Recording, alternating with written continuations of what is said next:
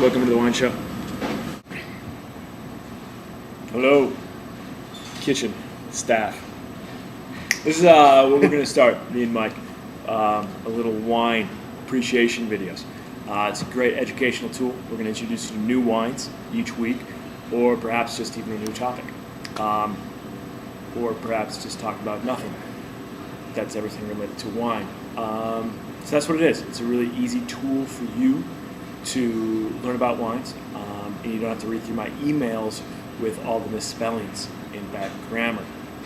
Perhaps I'm better at talking than writing. So that being said, this is going out to some staff down in Denver. If you don't know Mike is, he knows more about wine than me, so I pretend I know more than him. He helps me out up here. So that's that. We're going to taste two wines today. These are two new wines to the list. One, a white blend from California, inspired by Italy. And then we're actually going to be doing a red wine as well. That's actually been on the list. It comes and goes just because it's a very small winery. You get a limited allocation each year from Tuscany. Cool. First wine. This is coming under our full, lush, exotic white category. This is Massacian. Bam! Wine's name Nia. Here's the fun thing about this one. It's actually got a great story behind the name. There's a mountain in southern Italy, specifically Campania, Massacian. This mountain area became very, very famous because of this story of Bacchus. If you're not familiar with Bacchus, Bacchus is the Greek god of wine.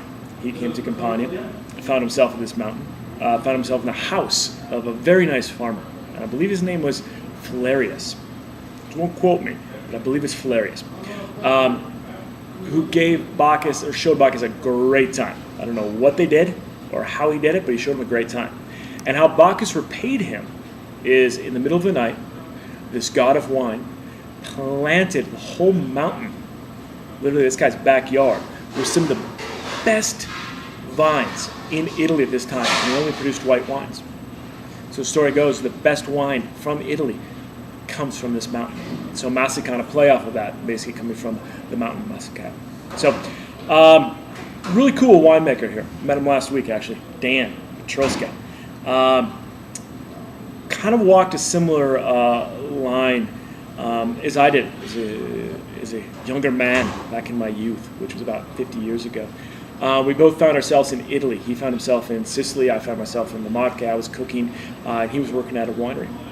And we both had to come back to the States. We both basically extended our welcome there. He found himself in New York, thought he'd get a job in the wine business, selling wine, specifically from some Italian importers. Couldn't find work, and so he found himself actually out in California, working as a cellar rat for one place called Dumal. Dumal, really known for their big, rambunctious, full-bodied, fruit, banging Pinot Noir and Chardonnays. They also have another project called Larkmead, which does more Cab Bordeaux-based wines out in Napa. And Dan became an assistant winemaker there. He's been there since, I believe, don't quote me, less than 10 years. Sorry, great. No, I'll laugh at you too. No, I'm joking. But anyways, after working at Larkmead, he was really making big California wines. And what he wanted to do is make a wine that I would say more styled after the wines that he enjoyed in Italy, specifically working in Sicily. He's always enamored by the wines of northern Italy, specifically Friuli, where we find really, I'll say it, in my opinion, the best white wines in Italy. Typically made out of indigenous varietals, Tokai, Friulano, and Ribolla Gialla. Luck would have it, there's actually a very small vineyard in Napa Valley that these varietals are planted. And just a quick little history on California winemaking. We owe it all to the Italian immigrants. All of our winemaking and vineyard management, or excuse me, not management, the plantings in California pretty much came from Italian immigrants. What they do is they typically with them take plantings from wherever they came. So we find, and you still can find to this day, actually all these weird obscure grape varietals that haven't been ripped up yet. in the sake of planting more, I would say, profitable varietals like Cabernet and Chardonnay. There's a small little vineyard in Napa that some really cool winemakers I find are sourcing Tokai and Ribolla from. Our friends at Arnott Roberts are doing it. A little white field blend from this vineyard, and so is Dan right here. So Tokai, Friulano, Ribolla Gialla, those are the grapes, with Chardonnay in this thing as well.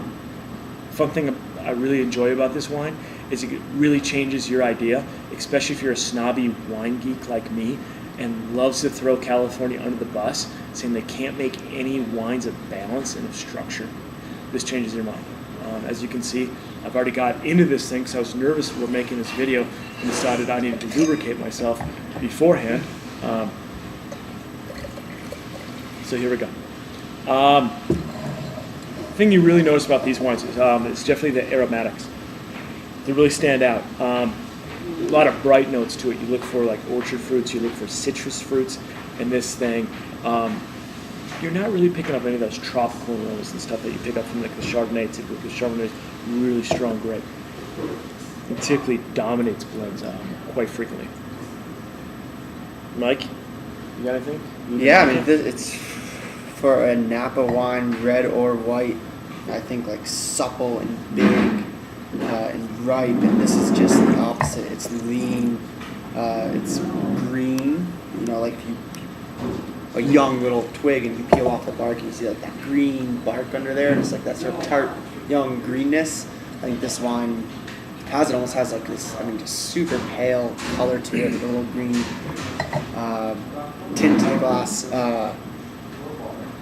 But yeah, just I would never think that wine like this would come from Napa. Yeah. Much less California. Yeah, especially coming at 12.4% alcohol, which I find quite pleasing. Just in case you want to drink the bottle by yourself. I encourage that. Really interesting on the palate too. It's got a lot of breadth. It's got personality. It's strong. It really has got the same, I would say, aroma profile is very similar to what we find on the palate. Great acidity. That's what I'm looking for in this thing. And that's what I really find that this wine is applicable to our menu. It's got balance. It's got that acidity to it. So it really is fun to pair with. I would love this thing with like anything from charcuterie. Down in Denver, we do this chicken with harissa on it. It'd be fantastic with. Also pork with peaches, which is in season right now. Awesome with. This thing is definitely a white that has enough body structure, I think, to stand up to those white proteins, which could be pork, chicken, just not fish. Yeah, fun. Super bueno. Hope you enjoy. Should we taste some red? Yeah.